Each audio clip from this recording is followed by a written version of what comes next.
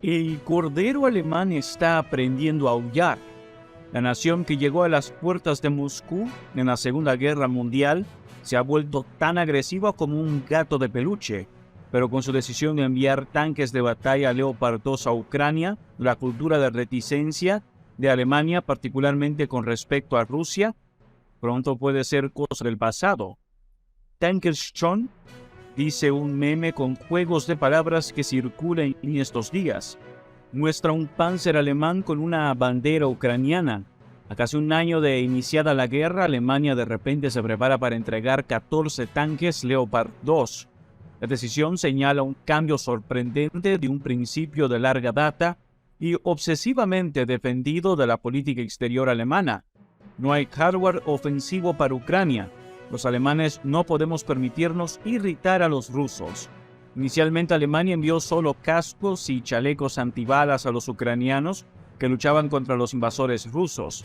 A medida que aumentaba la presión de los aliados de Alemania y los ucranianos, poco a poco se filtraban cosas más serias: artillería, misiles antitanque que se disparan desde el hombro, vehículos blindados de transporte de personal, blindados antiaéreos y cohetes de corto alcance. Pero los carros de combate estaban estrictamente prohibidos, considerados armas ofensivas. Estas supuestamente expondrían a Alemania a la furia del presidente ruso Vladimir Putin. Entonces fue Nein. Durante todo un año, ahora los tanques de fabricación alemana llegarán a Ucrania. ¿Qué hay detrás de este impresionante cambio de cara? ¿Ha comprendido finalmente el gobierno del canciller Olaf Scholz que hay más en juego que la obligación moral con las víctimas de la guerra genocida de Rusia? Detener y revertir el avance de Rusia hacia el occidente es un interés estratégico fundamental. Si el gobierno de Vladimir Putin gana esta guerra, trastornará una orden europea de 77 años basado en la moderación, la disuasión y una serie de tratados pacíficos. ¿Se animará a ir por más e intimidar al resto de Europa? Eso es lo que hacen los poderes imperiales cuando llama el engrandecimiento. Esa lógica convincente, por desgracia, no resuelve el rompecabezas de la nueva determinación de Alemania. El país tampoco está asumiendo su responsabilidad como el país más rico y poblado de Europa. El regateo transatlántico y seguir al verdadero líder, los Estados Unidos, es una mejor explicación. Durante meses, Scholz se había refugiado detrás de la negativa del presidente estadounidense Joe Biden a dotar a Ucrania el tanque M1A1 Abrams. El mantra del canciller era King Allen Gang, no hacerlo solo. Entonces, detrás de escena se desarrolló la disputa. Si Mr. Big no fuera, Alemania no provocaría al zar de Rusia de hoy en día. Al final Biden cedió, aunque el tanque Abrams puede no ser ideal para el combate en Europa del Este. Se dice que es demasiado pesado para el terreno blando de Ucrania y requiere un reabastecimiento complejo. Por ejemplo, funciona con combustible para aviones, no con diésel, y personal de mantenimiento altamente capacitado. Pero estos son tecnicismos convenientes armados por los críticos del acuerdo. Lo que realmente contaba era el simbolismo. El compromiso de Estados Unidos tranquiliza a Alemania, que desde el lanzamiento de la Ostpolitik del entonces canciller Willy Brandt en la década de 1970, había tratado de posicionarse del lado bueno del Kremlin. Por eso los gobiernos alemanes siguieron aferrándose al Nord Stream 2, el gasoducto que llevaría el gas ruso directamente a Alemania, sorteando Ucrania y Polonia. Hasta la guerra, Rusia representaba el 55% de las importaciones de gas de Alemania. Con la llegada de los tanques estadounidenses, Alemania puede extender el riesgo de represalias rusas. Pero la angustia por ese riesgo no debe exagerarse. El portavoz del Kremlin, Dmitry Peskov, desestimó la decisión de Estados Unidos. Los tanques estadounidenses y alemanes estaban claramente sobrevalorados y ardería como todo lo demás. Entonces la táctica del canciller Olaf Scholz funcionó. Tú lo haces por mí y yo lo haré por Kiev.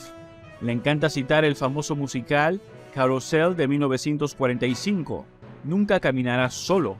Este es el punto real de la estrategia no tan grandiosa de Alemania. Rodeados de otros, especialmente de la poderosa América, los corderos no tienen por qué temer a los lobos. Hay seguridad en los números. Nunca debes pastar solo.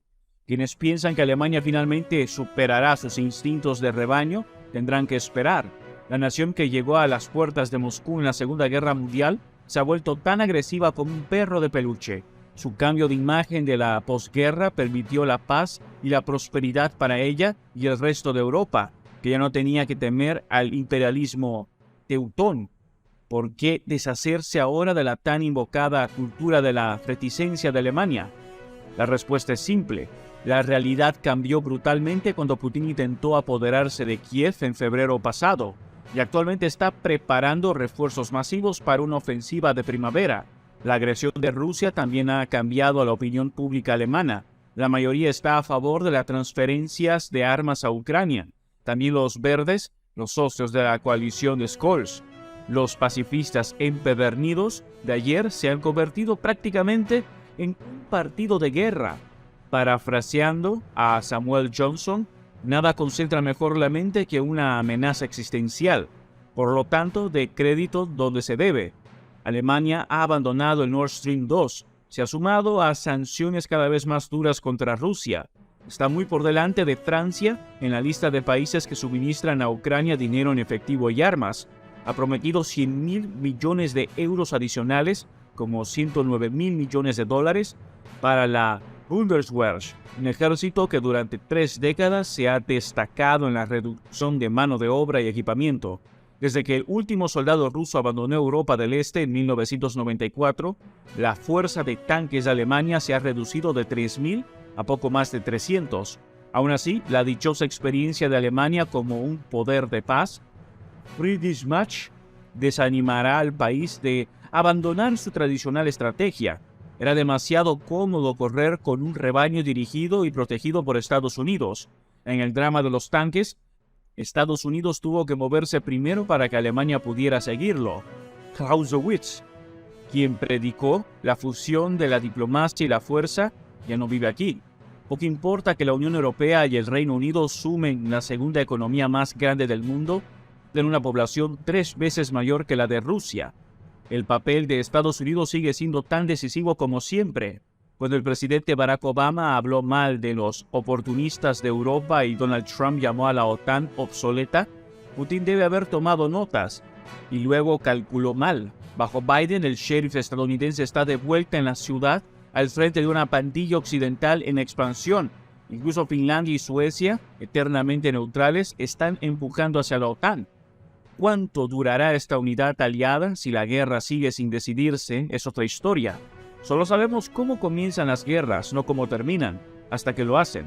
Por ahora, quitémonos el sombrero ante Biden y Scholz. Ambos estaban reacios a enviar tanques, pero lograron el trato correcto. Que la nueva armadura llegue a tiempo antes de que Putin desate su ofensiva de primavera. Eso es todo por ahora. No olviden comentar y suscribirse. Hasta el próximo video.